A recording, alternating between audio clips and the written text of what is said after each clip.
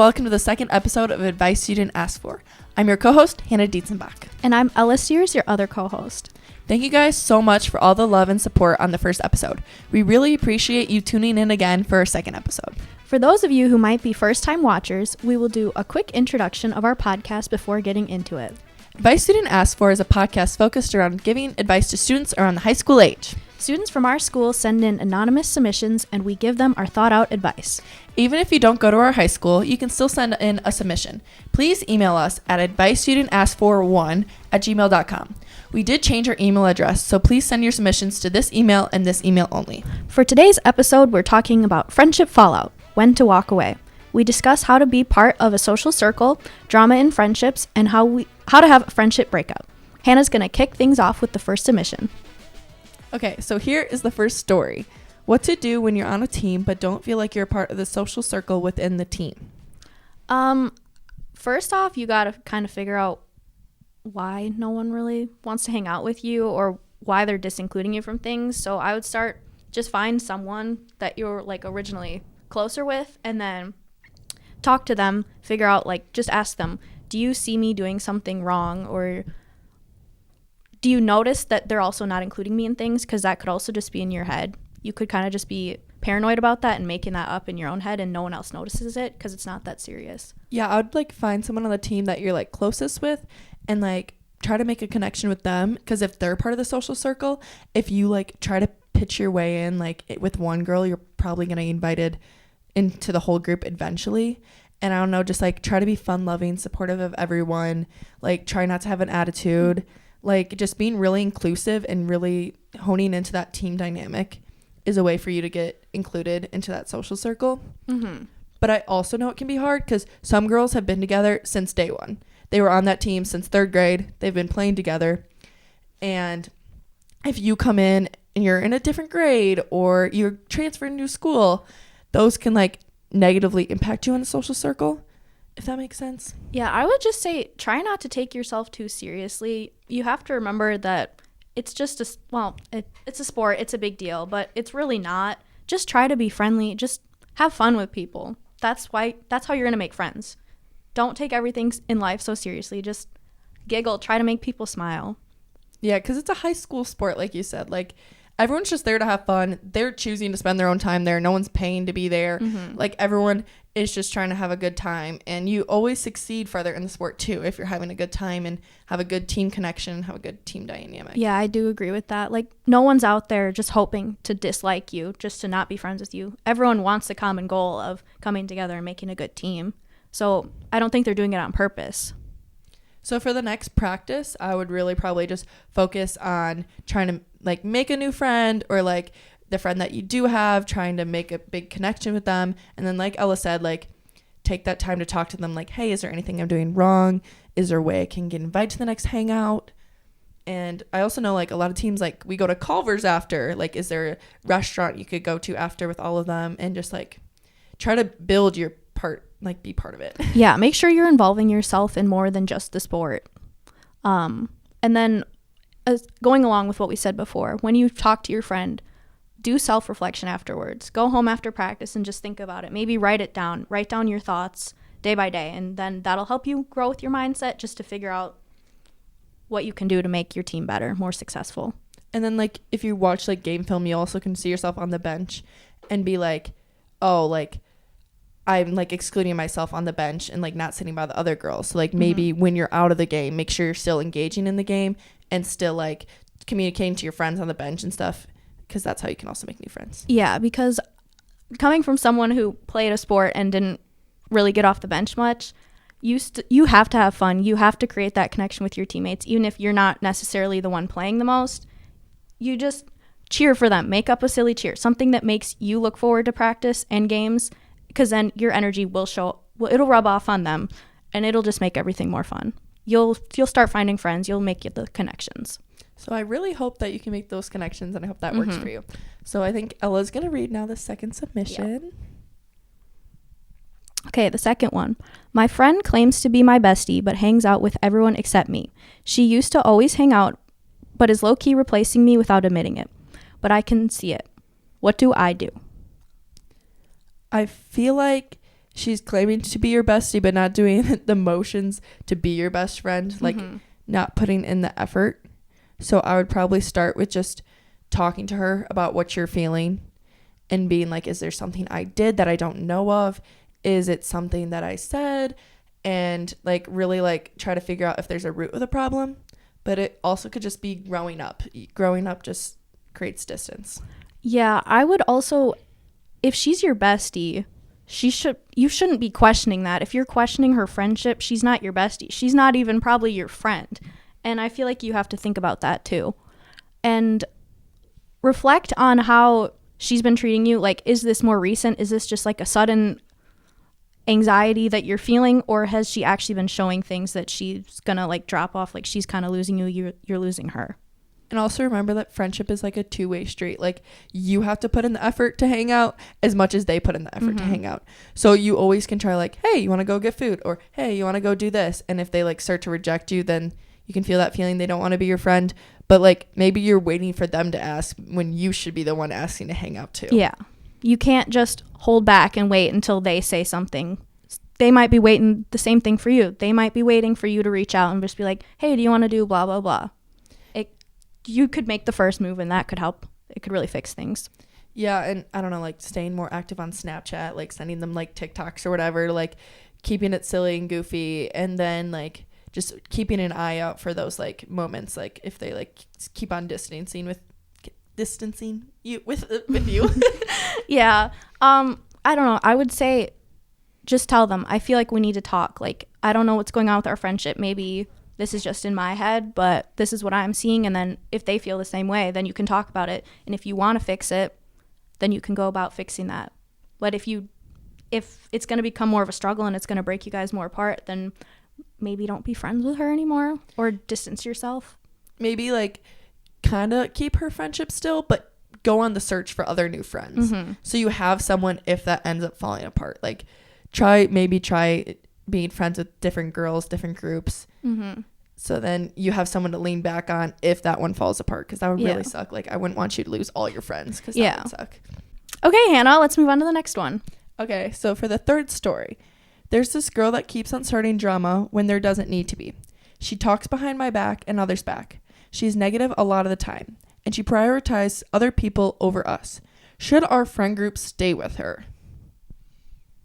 No. You gotta figure out, like, why is she being that way?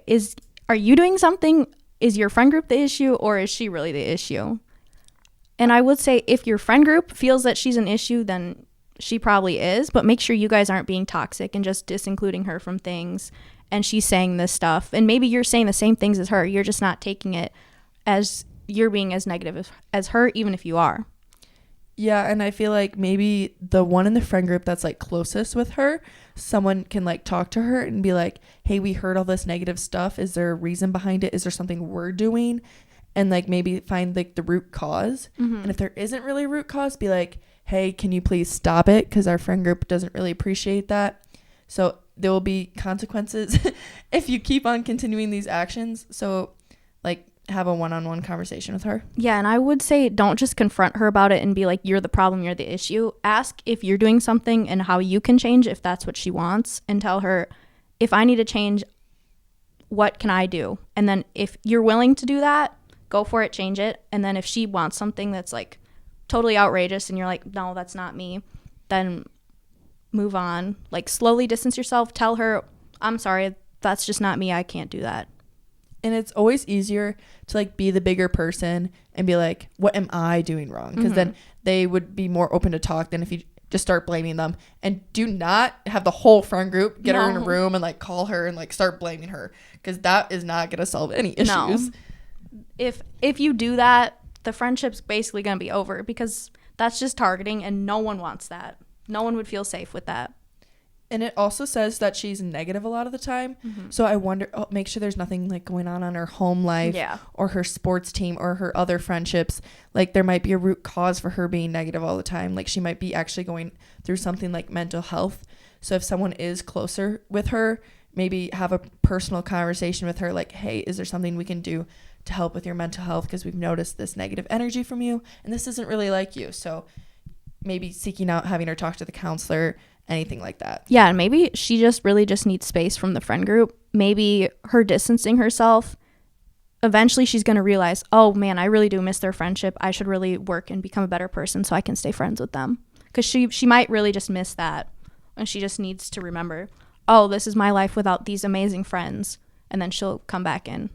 Or if she is distancing herself, she also could be like just slowly trying to fade out of the friend group without trying to hurt anyone, because she might also notice that she's the one being toxic. So I would just have that one friend, talk to her, do that conversation, go in with an open heart, and be kind. Yeah, and just remember, you guys can still be friends with her separately, but maybe the friend group just doesn't work out. And that's okay. Just, she doesn't need to be included in that specific group. Just maybe go out to lunch, just you and her. You can still keep that friendship alive. Yeah, and throughout high school, you go through a bunch of different friend groups, a bunch of different phases, but that doesn't mean like you have to like break up forever. Yeah. Okay, are you ready to read the next story? Yep. Okay, the fourth one is, my former best friend has been known to talk a lot of crap about me, as well as she is attending a college I may be going to. She says to me she doesn't talk bad about me, but I hear it from multiple people, and when I confront her, nothing happens, and I end up just saying sorry. I don't know if I should leave this friendship finally, even though she has been a part of my life since I was a child and was there for me when I went through a lot of grief. What should I do? I feel like this is a longer story, so I feel like we should break this one up. So it starts off with, she's attending a college I may be going to. So first off, the transition from high school to college is a big thing for friends and friend groups. It's your time to make new friends. It's your time to branch out and be a new person. So if you're having these troubles with her already, I feel like I wouldn't go to the same college as her. Yeah, I agree. Like, weigh the pros and cons. There's a lot of goods and a lot of bads about each college. So what makes this college stand out? Is it that she's going, or is there actually, what do you want to major in? Because I'm sure whatever you want to major in, there's plenty of other colleges that have that same thing. And just think about that. Yeah, I feel like make sure you pick your school that you want to go there. Not because your friend is going there, not because your boyfriend's going there. Pick your college, what's going to be best for your future and what you can do. And college is the perfect time to make new friends. We're not saying leave your childhood friends, but make sure you branch out and make new friendships. Yeah, and maybe this distance is kind of what you need just for a little bit. And if things are still rocky when you come back a year later and if you want to try to rekindle it a year later, then maybe you're going to have to keep distancing yourself. I mean, you can still keep her as a friend, as a mutual, but maybe not your best friend anymore, because I don't really think she's looking out for you, because she's crap talking you all the time. And like kind of like what we gave advice on the earlier stories this episode, I'd probably talk to her if you hear these things, because it sounds like it's just might be just girl drama. You hear things from a person and sometimes it's not true, sometimes it's made up. So you want to make sure you go right to the source to figure out if the thing she's saying is true or it's just a lie. And another sign that she's not being a good friend is when you do confront her, nothing happens, and just saying sorry and not actually putting in actions doesn't show that she's going to change. Yeah, because if she's your childhood best friend, she was there for your childhood, not really as you're turning into an adult, you're growing up, you're changing. I know a lot. I've changed a lot since I was a kid. I was a different person in middle school than I was in high school, than I was in elementary. So it's also just time to grow up. Yeah, and just because you have history with her, you're not bound to her as she's your only best friend, because clearly she's not your best friend. You're not her best friend. And I know that you also said that you went through a lot of grief with her, which could be hard, losing a best friend when they know a lot about you and you don't want her going and spreading your secrets. So that's why I wouldn't say like just drop her off completely, because then you don't want her going and spreading all your stuff. So I would make sure that you, like, if you do have a like breakup, like you're not best friends anymore, do it peacefully. Yeah, and just, you're going off to college. If you go to a different college, you can still stay in contact. You just won't have to see her every day. And the distance would probably help. I really do think it would. Because if she's going off to college, she's not really going to be sharing all your information with everyone. So it's not going to be the worst thing ever if she does share stuff. But I mean, it will be she'd be a very bad person if she did share your grief and stuff like that. But I don't know. I feel like with distance, she will stop caring less and less about what you went through. Like, she wouldn't want to share that with others. And I feel like also if you went to different colleges, the high school drama won't be there anymore. Like the mutual friend drama won't be there anymore. And also you can be like, well, am I missing them? Am I going to want to hang out with them during break? Or is this space shown that we don't really need to be friends anymore? Yeah. So that's what I would recommend. Thank you so much for tuning in to the second episode of Advice You Didn't Ask For. I hope you can take back some advice and apply it to your friendships. Remember that getting rid of toxic friendships helps grow new ones. And don't waste time with friends that don't appreciate you for you. If you have any more questions or want us to cover specific topics, feel free to submit them at our email at adviceyouldidn'taskfor1@gmail.com. We will also be sending out another anonymous form soon. Oh, and if you have any advice for our viewers, please drop them in the comment section down below. We are hoping to post podcasts every 2 weeks, so I look forward to seeing you there. We are unsure of the topic for next week, so if you have any suggestions, comment them down below or shoot us an email. Please like and subscribe if you enjoyed this video and want to see more content from us. Have a great rest of your day. And remember, advice only works if you use it, so we'll catch you next episode. Bye!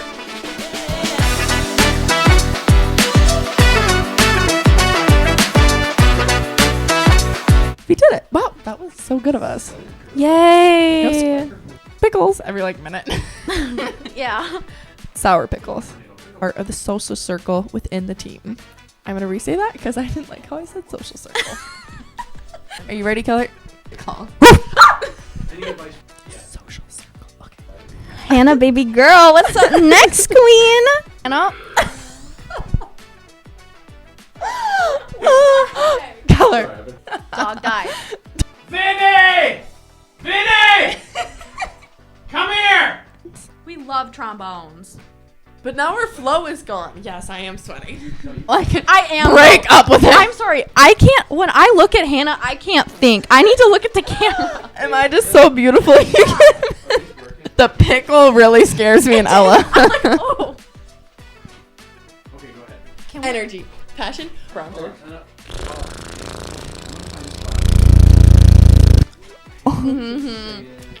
Remember that getting rid of Toxic friendships. Okay. Oh, that was a cool noise, whoever made that. That was me. Thank Oh. you. Are we ready?